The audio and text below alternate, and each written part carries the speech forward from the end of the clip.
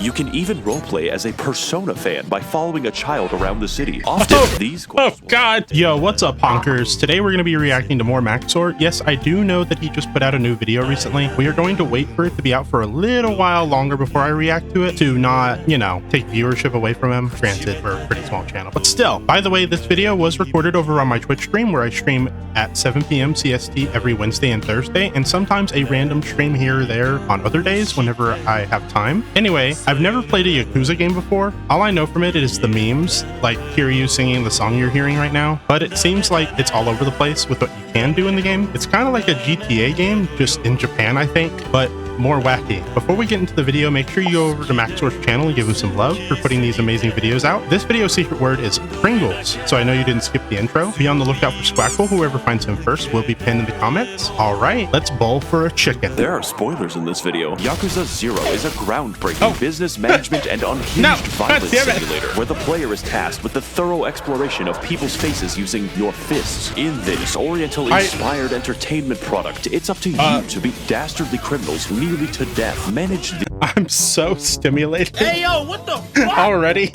This game is insane, though. It's essentially just Japan simulator. The economy, manage women as a pimp, do the yoinky sploinky, grant pizza to the illiterate, and so much more. In the backdrop of a murder mystery crime drama incited by rampant real estate speculation, we play as the hard-boiled Yakuza, Kiryu Zabumafu, and Goro Meningitis as they prowl the streets of that weird city from Persona 5. Along the way, doing an excess of justified self-defense mugging to spend their ill-gotten gains on increasingly odd behavior, all in an effort to untangle a sinister power struggle taking place within the Silly Spaghetti People Club, with such esteemed members as the entire cast of Goodfellas and a Sundowner from the Metal Goose series. Of course, innocents will be caught in the crossfire. It's an inclusive game, but whether I was on the stage, getting invested in the plot, performing gentrification, or just watching literal in-game pornography, What? Hold on, roll that back. Or just watching literal in-game pornography, I was always held at the edge of my seat, wondering what could possibly come next. So despite the darkness and absolute certain murder, it maintains a tonal dissonance I can only describe as neck-shattering in a way that is always a breath of fresh air. With all this said and done, I invite you to enjoy the bizarre world of Yakuza 0 and the thrilling experience of its dimensional karaoke. I love you. You love me.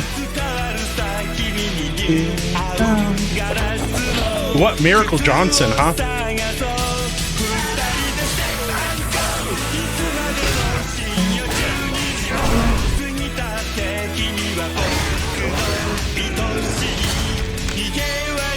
Oh, man. There is no better place to start than with the various methods we employ to atomize people into their base particles. With 2 playable characters and 8 unique fighting styles, there is always variation. And for the blind people in my audience, Yakuza is a beat-em-up in the most literal sense possible, matching the player against absolute Mongolian hordes of strange characters, such as goons, bikers, your own Yakuza, men in black, and Chinese men. Don't worry, these delicate hands would never kill anyone unless they don't subscribe. Ring that like button, smash the bell. We attack using a flurry of different, intricate combos to build our primordial rage meter, which we use to cause... This is probably what I would play it for, is the fighting and stuff, because I've never played a Yakuza game, unfortunately. I don't know. I just never had the chance to. I have played Watch Dogs before, and that game was a lot of fun, and it seems just like Watch Dogs. Or not Watch Dogs.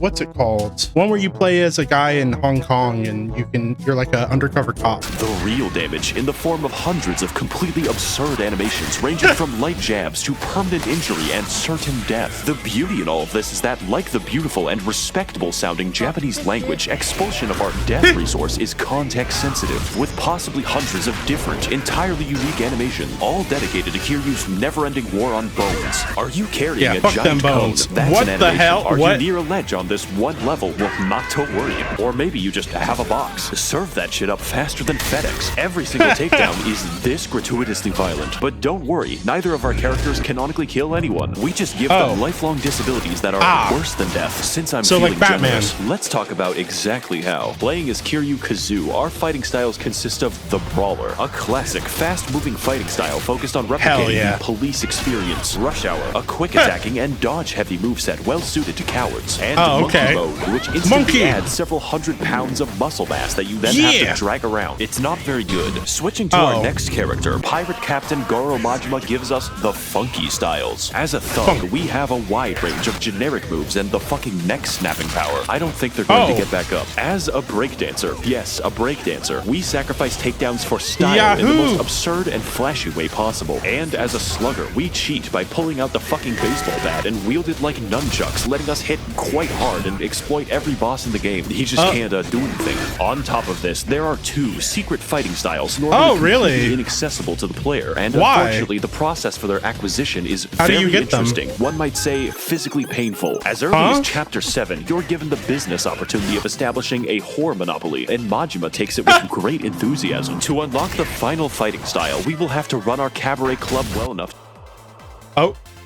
to unseat the 5 prostitution daimyo of Japan. It'll be a fun side quest, I told myself, just like Oblivion. That's a fun game.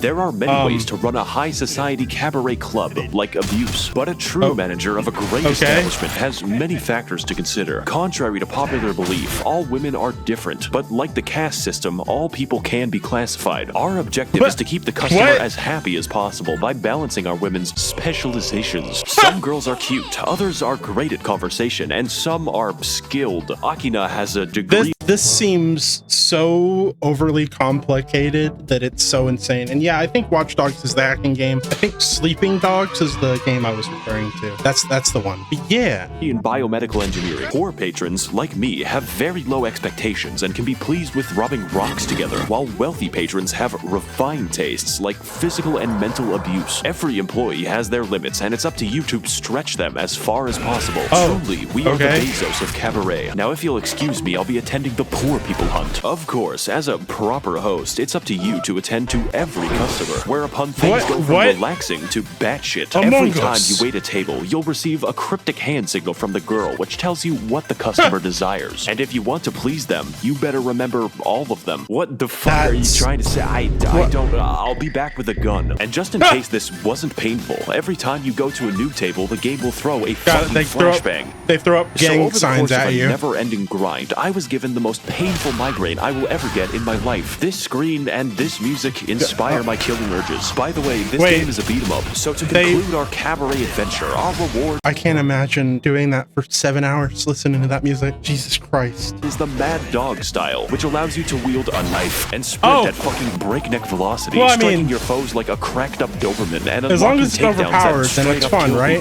Oh fuck, that looks pretty sharp. Anyways, good luck. Playing with the knife style is absolutely an experience, one that I would never repeat ever again. So when I heard that unlocking the other secret style involved 8 hours of the real estate quest, I promptly had a PTSD attack. Real estate.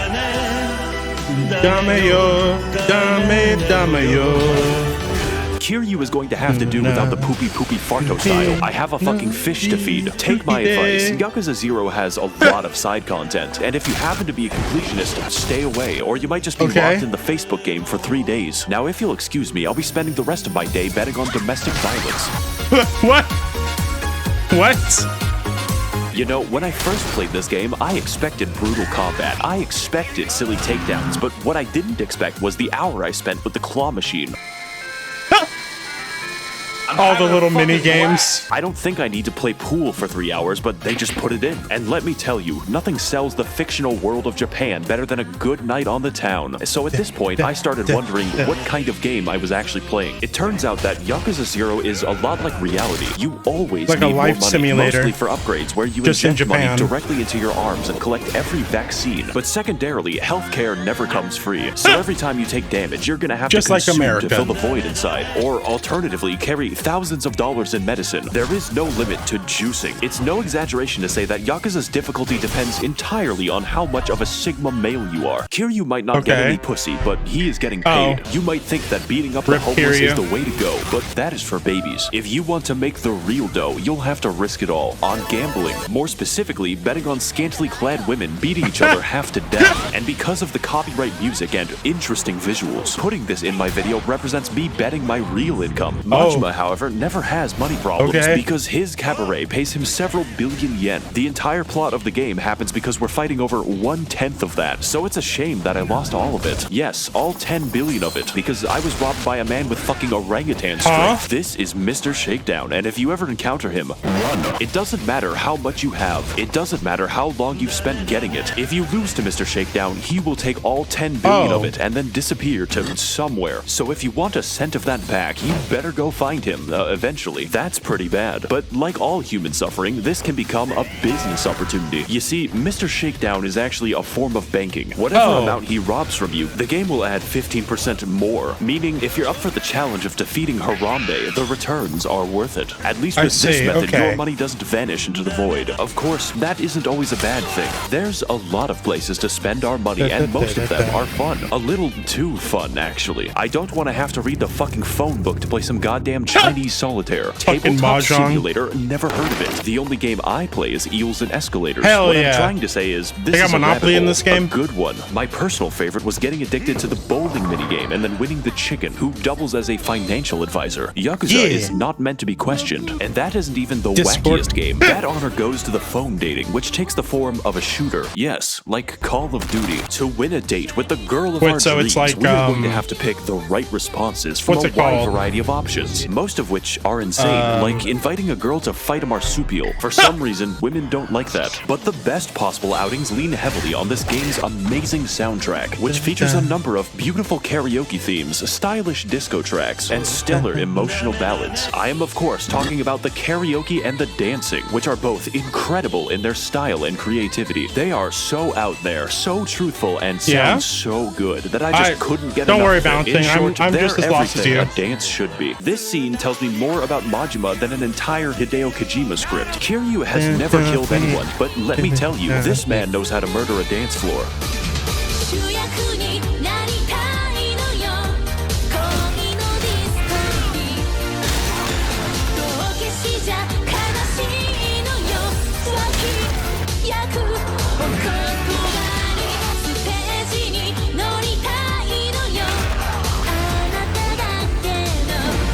What?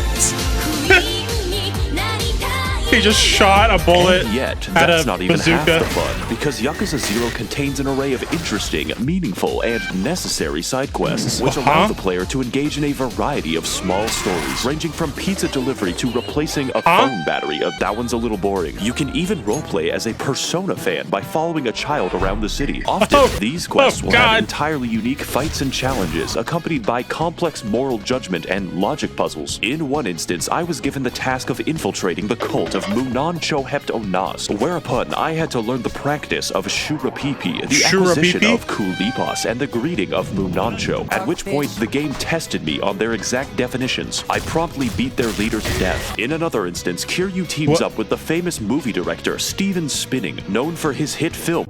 Steven Spinning.